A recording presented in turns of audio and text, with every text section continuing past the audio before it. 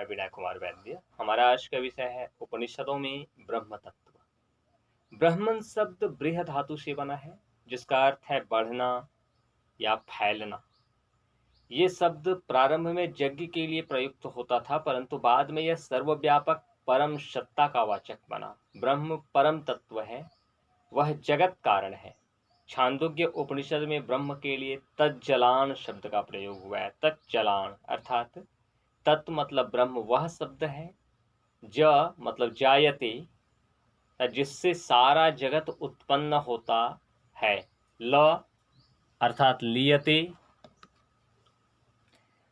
मतलब जिसमें वह अंत में लीन होता है, और अन मतलब जिसमें वह जीवित रहता है। तो तज्जलान का अर्थ है ब्रह्म वह तत्व है जिससे सारा विश्व उत्पन्न होता है, जिसमें वह अंत में लीन हो जाता है और जिसमें वह जीवित रहता है। तैत्तरीयोपनिषद में ब्रह्म को बताते हुए कहा गया है, जिससे यह सारा जड़ चेतनमय विश्व उत्पन्न होता है, जिसमें यह जीवित रहता है और जिसमें पुनः विलीन हो जाता है, वह ब्रह्म है। अन्नमय कोश ब्रह्म का निम्नतम रूप है, जहाँ चैतन्य सुप्त होने से लुप्त सा प्रतीत होता है। इससे ऊपर प्राणमय कोश है, यहाँ चैतन्य का स्फुरण प्रारंभ हो जाता है। यह वनस्पति जगत का स्तर है। इसके ऊपर मनोमय कोश है, यहाँ चैतन्य मनोजगत के रूप में प्रकट होता है। यह पशु और मनुष्य का निद्रा, भय, क्रोध, आहार आदि का स्तर है। इसके ऊपर विज्ञानमय कोश है। यह सविकल्प बुद्धि, तर्क, मनीषा और विविध ज्ञान विज्ञान का स्तर है। इसके बाद सर्वोच्च स्तर आनंदमय कोश है। यहाँ ब्रह्म को सत्य, चित्त और आनंद का स्फुरण है। यहाँ ब्रह्म के सत्य, चित्त और आनंद का स्फुरण है। उसके परमानंद की अवस्था है यह। इस अखंड ब्रह्मानंद की अनुभूति समाधि में होती है। यह निर्विकल्प प्रज्ञा का स्तर है, किंतु कोश के होने के कारण इसमें विकल्प की संभावना बनी रहती है। आनंदमय का अर्थ प्रचुर आनंद न होकर आनंद रूप है। ब्रह्म इन पंच कोशों के भी पार है। ये जो पांच अवस्थाएं हैं, पांच कोश हैं, इसके ऊपर, इसके पार जो अवस्था है वो ब्रह्म है। निर्विशेष, निर्गुण और अनिर्वचनीय ब्रह्म का नित्य अखंड आनंद के रूप में साक्षात निर्विकल्प अनुभव किया जा सकता है। ब्रह्म का साक्षात निर्विकल्प अनुभव होता है अखंड आनंद के रूप में। उपनिषद दर्शन में ब्रह्म का आत्मा से तादात्म्य बताया गया है।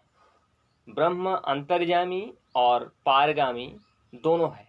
छांदोग्य उपनिषद के अनुसार आत्मा और ब्रह्म एक ही तत्व के आभास हैं।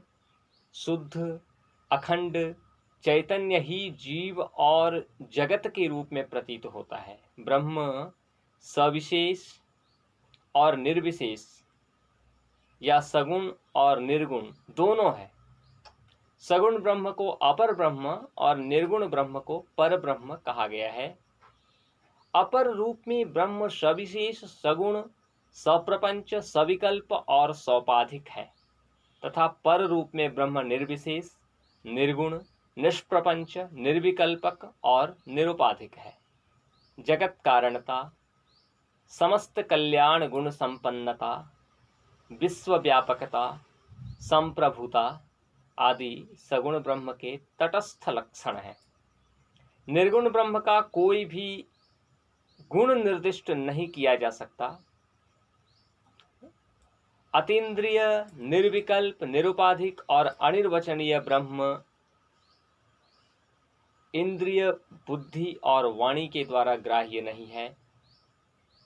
ब्रह्म की अपरोक्षानुभूति होती है, वह स्वानुभूति गम्य है। ब्रह्म बनकर ही ब्रह्म को जाना जा सकता है। ब्रह्मविद ब्रह्मैव भवति, ब्रह्मैव सन ब्रह्माप्नोति। बृहदारण्यकोपनिषद का ये सूक्त है, 4.4.8 में कहा गया है, ब्रह्मविद ब्रह्मैव भवति, ब्रह्मैव सन ब्रह्माप्नोति। अर्थात ब्रह्म बनकर ही ब्रह्म को जाना जा सकता है। ब्रह्म की अपरोक्षानुभूति होती है, वह स्वानुभूति गम्य है। ब्रह्म अमात्र, अक्षर, अद्वैत, निर्विशेष, निर्गुण, निर्विकल्प, निरुपाधिक और अनिर्वचनीय है। वह अस्थूल, अणु, अह्रस्व, अदीर्घ और असंग है। उसमें न रस है, न गंध है, न वाणी है, न मन है, न अंदर है, न बाहर है। वह न कुछ खाता है और न उसे कोई खा सकता है। ब्रह्म के विषय में आदेश नेति नेति है, अर्थात आदेशो नेति नेति, यानी वह क्या नहीं है, वह ये नहीं है, वह ये नहीं है, ऐसे ही करके ब्रह्म को जाना जा सकता है। तो कहते हैं ब्रह्म के विषय में आदेश नेति नेति है कि यतो वाचो निवर्तन्ते अप्राप्य मनसा सह, अर्थात वाणी और मन की पहुंच ब्रह्म तक नहीं है। ब्रह्म को न पाकर वाणी लौट आते हैं, मन लौट आता है। उपशांतो यमात्मा, वह परम तत्व अद्वैत, शिव, प्रपंचोपशम और शांत है। यह आत्म तत्व उपशांत है, उपशांतो यमात्मा। तो ये उपनिषद में ब्रह्म तत्व की संक्षिप्त विवेचना थी, ब्रह्म का एक संक्षिप्त परिचय था। कभी हम इस ब्रह्म के विषय में उपनिषदों के आलोक में इसे हम विस्तार से जानने का प्रयास करेंगे।